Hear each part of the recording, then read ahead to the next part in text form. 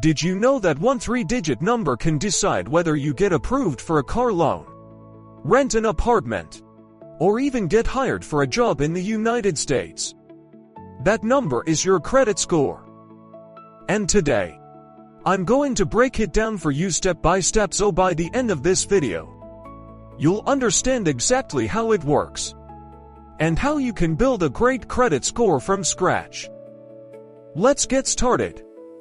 A credit score is a number, usually between 300 and 850, that tells lenders how trustworthy you are with money. Think of it like a report card, but instead of grading your math or science, it grades how well you handle debt and bills.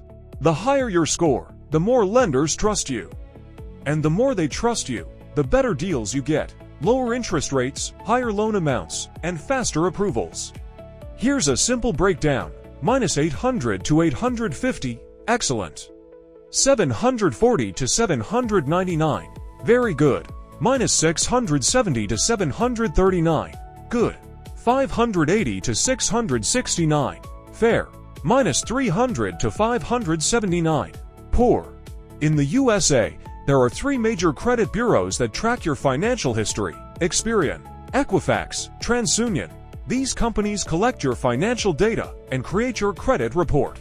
Then, a scoring model, usually FICO or VantageScore, outturns that report into a single number. That number is your credit score. Your credit score isn't random. It's calculated using 5 key factors. Let's go through each one. Factor 1. Payment history 35%. This is the biggest factor. It simply asks, do you pay your bills on time? Even one missed payment can hurt your score for years. So the golden rule is simple: never miss a due date. Factor 2. Credit utilization 30%. This measures how much of your available credit you're using. For example, if you have a credit card with a $5,000 limit and you're using $4,000 of it, that's 80% utilization, which is considered high risk. The ideal range is to keep your utilization under 30%. Factor 3. Length of credit history 15%. The longer you've had credit accounts open, the better. This shows lenders you have experience managing credit responsibly. That's why financial experts often say never close your oldest credit card, even if you don't use it much. Factor 4. Credit mix 10%. This looks at the variety of credit you have: credit cards, auto loans, student loans, or a mortgage. Having a healthy mix shows lenders you can manage different types of debt responsibly. Factor 5. New credit inquiries 10%.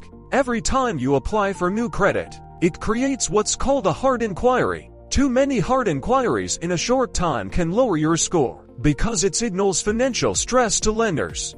Now, if you're new to the USA, or you simply don't have a credit history yet, here's exactly what to do. Step 1. Apply for a secured credit card. This requires a small deposit, but it's the easiest way to start building credit. Step 2. Become an authorized user on a family member's credit card with a good payment history. Step 3. Use credit builder loans offered by many credit unions and online banks. Step 4. Always pay your bill in full, every single month, before the due date. Step 5. Keep your credit utilization low, ideally under 30% of your limit. Do these consistently for 6 to 12 months, and you'll start seeing real results. You don't need to pay anyone to check your credit score. Here are free ways to do it. Most banks and credit card apps show your score for free, like Chase, Discover, and Capital One. AnnualCreditReport.com lets you check your full credit report for free. Apps like Credit Karma and Experian also offer free score tracking. Check it at least once a month to track your progress and catch any errors early. So that's how credit scores work in the USA, broken down step by step. Remember, pay on time, keep your usage low, and be patient. Credit takes time to build, but it's one of the most powerful financial tools you'll ever have in this country.